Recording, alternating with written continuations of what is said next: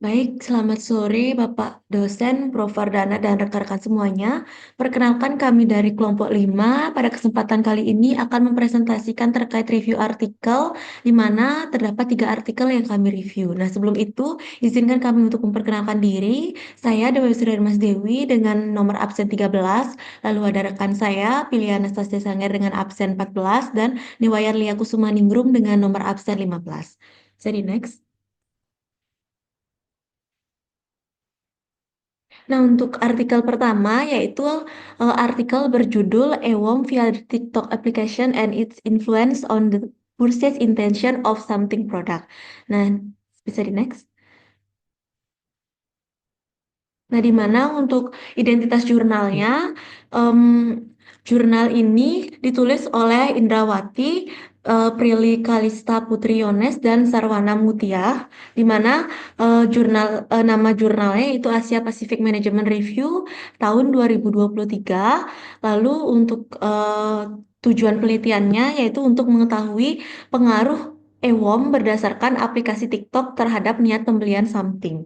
Nah, di mana untuk kajian pustakanya, yaitu yang pertama teori yang diacu itu adalah Information Adoption Model atau IAM. Nah, di mana model ini adalah model adopsi informasi yang digunakan untuk menggambarkan proses bagaimana informasi dapat diadopsi oleh orang-orang dan mempengaruhi perilaku dan juga niat mereka melalui komunikasi berbasis komputer. Saya di next. Nah, selanjutnya untuk variabel yang dibahas yaitu ada kualitas informasi, kuantitas informasi, kredibilitas informasi, kegunaan informasi, adopsi informasi, serta niat pembelian. Nah, untuk hipotesisnya yaitu ada 5 hipotesis, yaitu yang pertama untuk H1 yaitu kualitas informasi something di TikTok berpengaruh positif dan signifikan terhadap kegunaan informasi. Lalu H2-nya ada kredibilitas informasi something di TikTok berpengaruh positif dan signifikan terhadap kegunaan informasi. H3-nya, kuantitas informasi something di TikTok berpengaruh positif dan signifikan terhadap kegunaan informasi. H4, kegunaan informasi something di TikTok berpengaruh positif dan signifikan terhadap adopsi informasi, serta H5-nya, adopsi informasi something di TikTok berpengaruh positif dan signifikan terhadap niat pembelian. Bisa di next.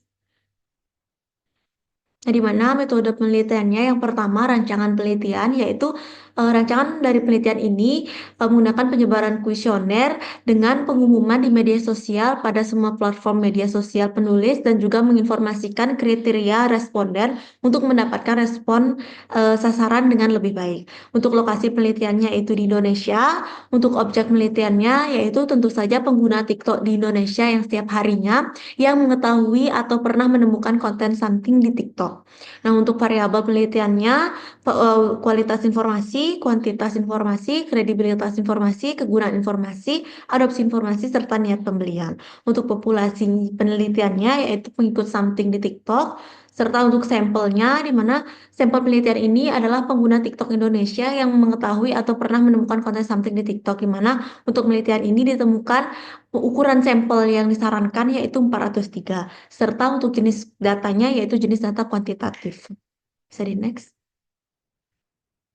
Lalu untuk sumber datanya ada 2 sumber yaitu sumber data primer dan sekunder, di mana untuk sumber data primernya itu dari hasil pengisian kuesioner, serta untuk data sekundernya yaitu dari penelitian terdahulu. Untuk metode pengumpulan datanya itu melalui penyebaran kuesioner, untuk instrumen penelitiannya kuesioner online, untuk teknik analisis datanya yaitu penelitian ini menggunakan partial least square yang merupakan teknik pemodelan persamaan struktural yang berbasis varian. Lalu untuk hasil penelitian atau hasil pengujian hipotesisnya ada 2, yaitu yang pertama evaluasi model pengukuran, di mana evaluasi model pengukuran ini untuk validitas dan reliabilitas berada dalam kondisi memuaskan. Jadi menurut nilai validitas konvergennya yaitu FL di atas 0,7 dan AVE-nya di atas 0,5. Untuk validitas diskriminannya itu yaitu hasil rasio HTMT menunjukkan nilai di bawah 0,85 dan uji reliabilitas yaitu ada CR-nya di atas 0,7. Nah, serta untuk skor VIF-nya juga kurang dari 3,3 yang menunjukkan tidak adanya data yang bias. Bisa di next. Yang kedua yaitu evaluasi model struktural, nah, di mana semua hipotesis yang diajukan ini didukung dan hasil interval kepercayaan dan juga model strukturalnya tidak melewati interval kepercayaan yang berarti bahwa hasilnya itu signifikan. Nah, H1-nya yaitu hasil dari hipotesisnya H1 pengaruh kualitas informasi terhadap penggunaan informasi dinyatakan positif dan signifikan. Lalu H2-nya pengaruh kredibilitas informasi terhadap penggunaan informasi dinyatakan positif signifikan. H3 ya, pengaruh kuantitas informasi terhadap penggunaan informasi dinyatakan positif dan signifikan. H4-nya, pengaruh penggunaan informasi terhadap adopsi informasi dinyatakan positif dan signifikan. Dan H5, pengaruh penerimaan informasi terhadap niat pembelian dinyatakan positif dan signifikan. Bisa di next. Nah, lalu untuk simpulannya ada tiga, yaitu yang pertama, ulasan dan rekomendasi pelanggan daring merupakan dua sumber yang paling berpengaruh bagi konsumen. Lalu yang kedua, dalam penelitian ini, adopsi informasi dikembangkan dengan menambahkan kuantitas informasi. Serta yang ketiga, semua hipotesis yang diajukan ini terbukti didukung. Namun, dengan temuan hipotesis yang didukung, kemampuan prediksi model adopsi informasi yang merupakan nilai dari R-square terhadap minat pembelian ditemukan dalam kategori lemah.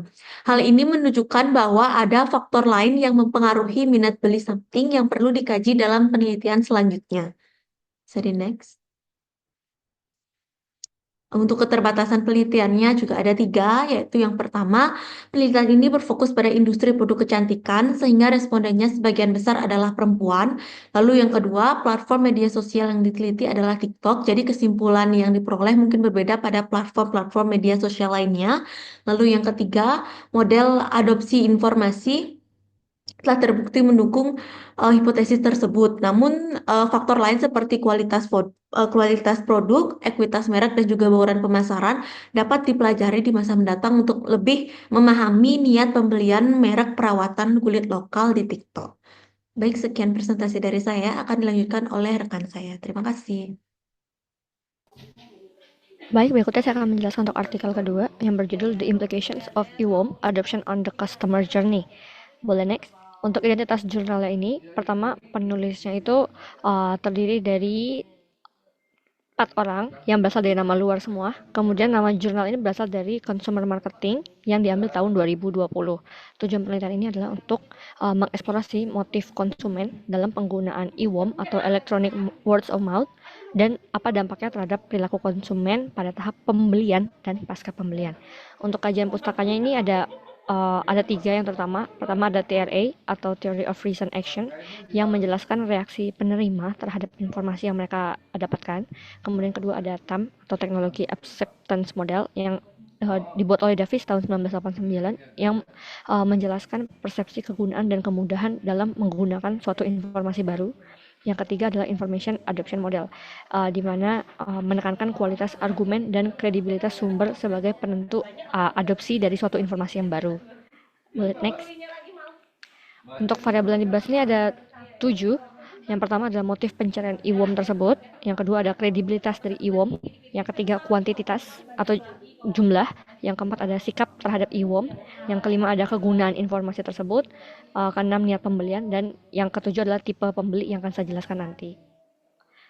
Boleh next. Untuk hipotesisnya ini sebenarnya dalam penelitian tidak disebutkan secara jelas, hanya saja dari gambar model yang diberikan dalam penelitian ini dapat kita temukan bahwa ada sekitar 7 hipotesis. Pertama adalah motivasi konsumen ketika mereka mencari eWorm. Yang kedua, apa pengaruh kuantitas eWorm terhadap kegunaan informasi bagi seorang konsumen. Yang ketiga, pengaruh kredibilitas eWorm terhadap adopsi informasi yang baru mereka terima. Yang keempat, pengaruh sikap konsumen terhadap eWorm, terhadap niat adopsi informasi tersebut. Yang kelima, pengaruh kegunaan informasi terhadap niat pembelian. Yang keenam, pengalaman pasca pembelian mempengaruhi intensi penggunaan eWorm. Dan yang ketujuh adalah jenis pembeli memoderasi pengaruh eWorm terhadap perilaku pembelian. Boleh next. Untuk metode penelitian ini, untuk rancangan penelitiannya adalah pendekatan itu kualitatif. Jadi dilakukan dengan wawancara semi terstruktur. Lokasinya itu di pasar kosmetik mewah di Thailand. Untuk objek penelitiannya juga sama untuk konsumen di daerah kosmetik mewah Thailand tersebut. Untuk variabel penilaiannya ada dua, yaitu variabel bebas dan terikat. Untuk yang bebas itu merupakan motif pencarian IWOM, dan yang terikatnya adalah perilaku konsumen, baik di pembelian dan pasca pembelian. Untuk populasi penelitiannya sama seperti sebelumnya, yaitu konsumen kosmetik mewah di Thailand, dan sampelnya adalah 30 konsumen yang pernah menggunakan IWOM dalam proses pembelian mereka. Jenis datanya ini adalah kualitatif dari wawancara. Datanya diperoleh dari jawaban responden terhadap pertanyaan wawancara, dan sumber datanya adalah data primer, yaitu responden dari wawancara tersebut. Boleh next. Nah, untuk instrumen penelitiannya ini ada dua ya. Pertama ada deskripsi wawancara, dilakukan untuk menggali secara mendalam motif konsumen. Lalu yang kedua ada contoh struktur pertanyaannya. Jadi struktur pertanyaannya ini yang pertama berfokus pada demografis seperti usia, jenis kelamin, preferensi produk, dan yang kedua mencakup pertanyaan mendalam terkait motivasi dalam mencari IWOM, persepsi kegunaan IWOM yang mereka temukan, dan juga bagaimana perilaku mereka pasca pembelian berdasarkan IWOM yang mereka temukan sebelumnya. Boleh next. Oke, untuk teknik analisis datanya pertama ada proses analisis tematik, yaitu pengkodean awal. Jadi data wawancaranya ditranskrip secara lengkap dan dikodekan untuk mengidentifikasi tema-tema utama. Yang kedua ada identifikasi tema. Jadi setelah pengkodean awal kita menentukan temanya juga. Jadi kita melakukan seperti tema validasi informasi, evaluasi produk, dan juga validasi pasca pembelian identifikasi. Lalu ada penyesuaian kategori. Jadi tema-tema yang muncul kita kelompokkan dalam kategori yang lebih relevan. Lalu ada interpretasi data. Jadi setelah kita menyusun semua kategori yang ada, kita melakukan interpretasi atau memahami pola perilaku konsumen berdasarkan tipe pembeli yang diidentifikasi. Yaitu ada 5 ya. Ada prom shoppers, ada in-store shoppers, ada promotion shoppers, conservative shoppers, dan juga remedy shoppers. Untuk keabsahan datanya ini itu untuk memastikannya menggunakan triangulasi dengan membandingkan hasil wawancara dengan literatur sebelumnya yang membahas juga mengenai IWOM dan juga customer journey. Boleh next. Jadi hasil penelitian yang didapat dari penelitian ini adalah pertama, motif utama konsumen mencari IWOM itu adalah untuk validasi informasi, evaluasi produk, dan juga validasi keputusan pasca pembelian. Kemudian yang kedua, kredibilitas IWOM itu ditentukan oleh keahlian penulis, bentuk penyajian, dan keterlibatan pengguna. Untuk kuantitas IWOM itu dianggap meningkatkan kepercayaan terhadap produk dan memperkuat keputusan pembelian. Lalu ada sikap terhadap IWOM itu terbagi antara konsumen yang antusias dan skeptis. Lalu ada persepsi kegunaan informasi IWOM secara langsung itu berkontribusi pada nilai pembelian, dan ditemukan 5 kategori pembeli tadi, yaitu cepat tanggap, pembeli yang ada di toko, pembeli yang hanya membeli saat ada promosi, pembeli konservatif, dan juga ada pembeli mencari solusi berdasarkan yang mereka butuhkan.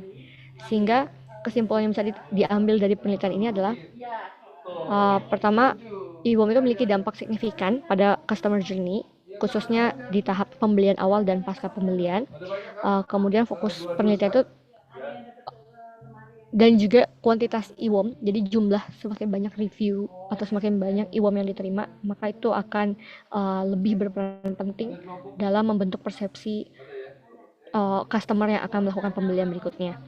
Untuk keterbatasan penelitian ini adalah fokus penelitian itu terbatas hanya pada pasar kosmetik mewah, dan itu hanya di Thailand, sehingga untuk pasar kosmetik yang tidak mewah itu tidak tercakup, dan juga untuk negara lain itu juga belum tentu relevan. Kemudian karena jumlah sampelnya hanya 30 orang dan dilakukan secara kualitatif, sehingga disarankan untuk adanya studi lanjutan untuk menguji hubungan antar variabel. Dan yang ketiga adalah responden ini didominasi oleh perempuan usia muda, terutama dari generasi milenial dan Gen Z, sehingga untuk pasar yang menyasar target selain milenial Gen Z kurang cocok dalam pembahasan materi ini, dan kurang bisa digunakan untuk penelitian berikutnya dengan target market yang berbeda. Sekian presentasi mengenai artikel kedua. Berikutnya akan dilanjutkan oleh teman saya.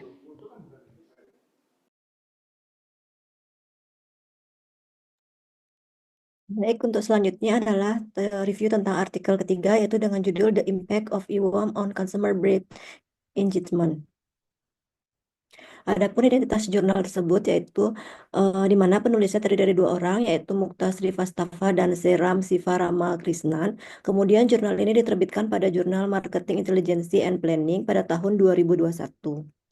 Tujuan dari penelitian yang dilakukan yaitu yang pertama adalah untuk mengeksplorasi apakah paparan terhadap IWAM dapat meningkatkan Consumer Brand Engagement atau CBE. Yang kedua adalah untuk menilai pengaruh IWAM dan CBE terhadap loyalitas pelanggan dan kepuasan terhadap merek. Kemudian selanjutnya adalah kajian pustaka. Teori yang diacu pada penelitian ini yaitu teori utama yang digunakan adalah Elaboration Likelihood Model, di mana ini dikembangkan oleh Petty dan Chiachopu pada tahun 1986. ILM sendiri adalah model yang menjelaskan bagaimana orang berproses pesan yang bersifat persuasif. Kemudian variabel yang dibahas adalah pertama ada IWAM, kemudian ada Customer Brand Engagement atau CBE, yang ketiga ada Customer Satisfaction, kemudian ada Customer Loyalty, kemudian ada Brand Involvement, ada Product Complexity, dan yang terakhir adalah tipe produk, di mana tipe produk ini digunakan sebagai kategori untuk analisis. Untuk hipotesis yang diajukan dalam penelitian ini terdapat 11 hipotesis, yaitu hipotesis pertama adalah IWAM secara signifikan mempengaruhi CBE. Yang kedua, keterlibatan merek memoderasi hubungan antara IWAM dan CBE. Hipotesis ketiga yaitu CBE secara signifikan mempengaruhi kepuasan pelanggan. Hipotesis keempat, CBE secara signifikan mempengaruhi loyalitas pelanggan. Hipotesis kelima, IWAM secara signifikan mempengaruhi loyalitas pelanggan. Kemudian hipotesis keenam, CBE memediasi hubungan antara IWAM dan loyalitas pelanggan. Hipotesis ketujuh, IWAM secara signifikan mempengaruhi kepuasan pelanggan. Hipotesis ke-8, CBE memediasi hubungan antara IWAM dan kepuasan pelanggan. Hipotesis ke-9, kompleksitas produk memoderasi hubungan antara IWAM dan CBE. Kemudian hipotesis ke-10 ada kepuasan pelanggan secara signifikan memengaruhi loyalitas pelanggan. Dan hipotesis ke-11 adalah kepuasan pelanggan memediasi hubungan antara CBE dan loyalitas pelanggan. Adapun metode penelitian yang digunakan yaitu untuk rancangan penelitian ini menggunakan pendekatan kuantitatif dengan metode survei.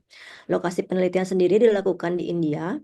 Untuk objek penelitian, pada penelitian ini mengambil perilaku konsumen yang merespon IWAM pada dua jenis produk, yaitu search product dan experience product. Kemudian variabel penelitian yang digunakan ada 5, yaitu ada IWAM sebagai variabel independen, kemudian CBE dan Customer Satisfaction sebagai variabel dependen dan mediator. Yang ketiga, Customer Loyalty sebagai variabel dependen. Kemudian ada Brand Involvement dan Product Complexity sebagai variabel moderator. Dan yang terakhir adalah tipe produk sebagai kategori analisis. Untuk populasi penelitiannya adalah konsumen di India yang pernah mengakses dan membaca ulasan online atau IWAM sebelum membeli smartphone atau memesan hotel secara online.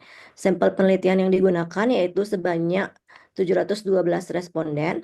Untuk jenis data yang digunakan adalah data kuantitatif yang diperoleh melalui kuesioner tertutup dengan menggunakan skala pengukuran Likert. Kemudian untuk sumber data merupakan data primer yang diperoleh dari responden melalui survei langsung. Untuk metode pengumpulan datanya sendiri melalui penyebaran kuesioner. Instrumen penelitian yang digunakan adalah kuesioner tertutup dengan skala pengukuran Likert. Kemudian teknik analisis data sendiri menggunakan Partial Least Square Structure Equation Modeling atau biasa disebut dengan PLSM. Hasil penelitian. Setelah melakukan pengujian terhadap hipotesis, ditemukan dua hasil penelitian utama, yaitu hasil penelitian yang sesuai dengan hipotesis dan ada hasil temuan yang berbeda dengan hipotesis. Untuk hasil temuan yang sesuai dengan hipotesis, yaitu yang pertama adalah IWAM memiliki pengaruh positif dan signifikan terhadap CBE pada kedua jenis produk, yaitu smartphone yang merupakan produk pada search product dan layanan pemesanan produk yang merupakan experience product. Kemudian yang kedua, brand involvement memoderasi hubungan antara IWAM dan CBE. Moderasi hanya terjadi pada produk search smartphone, tetapi tidak ditemukan efek moderasi pada produk experience. Yang ketiga, terdapat pengaruh positif dan signifikan antara CBE dan kepuasan pelanggan pada kedua jenis produk. Yang keempat, CBE berpengaruh positif dan signifikan terhadap loyalitas pelanggan, baik pada produk search maupun experience. Kemudian yang kelima, CBE terbukti memediasi secara penuh hubungan antara IWAM dan loyalitas, baik pada produk search maupun experience. Yang keenam, CBE terbukti memediasi secara penuh hubungan antara IWAM dan loyalitas, baik pada produk search maupun experience. Kemudian untuk temuan yang ketujuh, CBE memediasi hubungan antara IWAM dan kepuasan pelanggan, di mana terjadi pengaruh secara penuh pada produk search dan secara parsial pada produk experience. Yang ke-9 terdapat pengaruh positif dan yang ke-8 terdapat pengaruh positif dan signifikan antara kepuasan dan loyalitas pelanggan di kedua kategori produk. Yang ke-9, kepuasan memediasi sebagian hubungan antara CBI dan loyalitas untuk kedua jenis produk. Namun terdapat dua hasil penelitian yang berbeda dari hipotesis yang telah diajukan sebelumnya, yaitu yang pertama adalah di mana menurut hipotesis dinyatakan bahwa IWAM secara signifikan mempengaruhi loyalitas pelanggan. Namun hasil dari penelitian ini diperoleh bahwa tidak ditemukan pengaruh langsung yang signifikan antara IWAM dan loyalitas konsumen pada kedua jenis produk. Kemudian yang kedua, pada hipotesis yang sebelumnya ditemukan bahwa produk complexity memoderasi hubungan antara IWAM dan CBI. Namun pada penelitian ini diperoleh bahwa tidak ditemukan efek moderasi signifikan dalam kompleksitas produk terhadap hubungan antara IWAM dan CBI pada kedua jenis produk. Selanjutnya adalah simpulan dan keterbatasan penelitian. Untuk simpulan pada penelitian ini yaitu yang pertama, IWAM berperan penting dalam meningkatkan customer brand engagement atau yang biasa disebut CBE. Yang kedua, CBE adalah kunci utama dalam menciptakan kepuasan dan loyalitas pelanggan. Yang ketiga, efek tidak langsung via CBE lebih kuat dibanding pengaruh langsung terhadap IWAM. Yang keempat adalah strategi pemasaran digital harus fokus pada penguatan IWAM dan brand engagement. Adapun keterbatasan pada penelitian ini yaitu ada yang pertama, desain penelitian ini merupakan desain korelasional sehingga tidak dapat menyimpulkan hubungan antara sebab akibat secara pasti. Yang kedua, penggunaan convention sampling membatasi generalisasi temuan karena sampel tidak mewakili populasi secara menyeluruh. Yang ketiga, seluruh data bersifat self-reported sehingga rentan terhadap bias subjektif seperti bias sosial atau kesalahan persepsi responden. Yang keempat, penelitian hanya mencakup dua jenis produk, yaitu search dan experience product, sehingga belum tentu relevan untuk jenis produk lainnya. Yang kelima, adanya keterbatasan dalam konteks geografis, di mana studi ini dilakukan hanya di India, sehingga hasilnya bisa dipengaruhi oleh budaya dan karakteristik konsumen lokal, dan mungkin tidak akan berlaku pada konteks negara lain. Baik, demikianlah presentasi dari kelompok kami. Semoga materi yang telah kami paparkan bisa memberikan wawasan dan bermanfaat bagi kita semua. Akhir kata, saya tutup dan ucapkan terima kasih.